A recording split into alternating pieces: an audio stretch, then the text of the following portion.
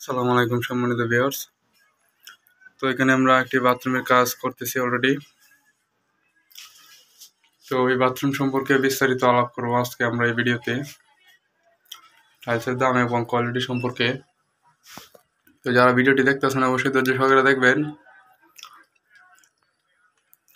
প্রথমে বলি এটার সাইজ, এটা হচ্ছে 8 ইঞ্চি বাই 12 ইঞ্চি একটি টাইলস, আর হচ্ছে 3 কালার। মাঝখানে দেখতেছেন আপনার একটা পদ্ম ফুল, তারপরে আছে ডিপ কালার, একটু ভালো করে দেখায় আপনাদেরকে, এই দেখুন। তারপরে আছে ডিপ কালার, আর উপরে হচ্ছে লাইট কালার। তো বাথরুমের জন্য কিন্তু খুবই খুবই আনকমন একটি টাইলস। এটা চাইলে আপনারা ব্যবহার করতে পারেন, দামেও কিছু কম আছে, কম দামের ভিতরে খুবই ভালো একটি টাইলস। ফিনিশিংও খুবই চমৎকার ফিনিশিং, যে কাজ করছে আপনার কাজের মাধ্যমে দেখতে পারতেছেন। এগুলো ভালো করে মুছা হয় না এখনো, ভালো করে মুছলে আরো ভালো দেখা যাবে, সুন্দর দেখা যাবে। তো এখানে আমরা রানিং কাজ করতেছি। তো ভাই এটার দাম হচ্ছে, এমনিতে খুচরা কিনতে গেলে আপনার 40 টাকা স্কোয়ার ফিট। আপনি যদি পাইকারি রেটে কিনেন তাহলে আরও অনেক কমে কিনতে পারবেন, 34 থেকে 35 টাকার মধ্যে কিনতে পারবেন। এটা হচ্ছে লো কমেডির একটি ছোট একটি বাথরুম, পাশে একটি গোসলখানা আছে। পরবর্তীতে আপনার এই একটি বাথরুম করতে কত টাকা খরচ হবে আর গোসলখানা সহ এখানে যে কাজটা আছে একটু জেড ভিডিও করে আপনাদের সামনে তুলে ধরবো। তো পরবর্তী ভিডিওটি পাওয়ার জন্য অবশ্যই আমার চ্যানেলটি সাবস্ক্রাইব করে রাখবেন। আর একটা বিষয়, আমরা কিন্তু বাংলাদেশের সব জায়গায় গিয়ে টাইলসের কাজ করে থাকি।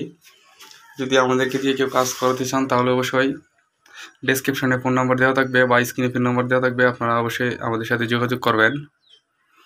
অথবা টাইলসের সম্পর্কে কারো কোনো কিছু জানার থাকলে, বোঝার থাকলে, একটি বাথরুমে কত টাকা টাইলস লাগবে, কত ফিট বাই কত ফিট বাথরুম বললে আমরা হিসাব করে আপনাদেরকে বলে দিতে পারবো।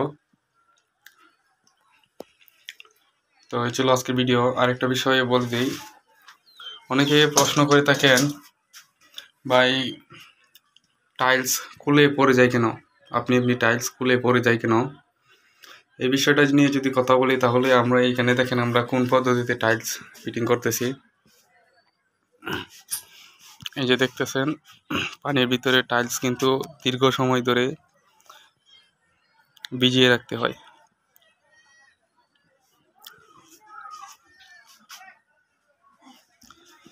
তো আমরা প্রায় 15 থেকে 20 মিনিট ধরে এই টাইলসটা পানিতে ভিজিয়ে রাখি, তারপরে আমরা কিন্তু ওয়ালে টাইলসটা ফিটিং করি।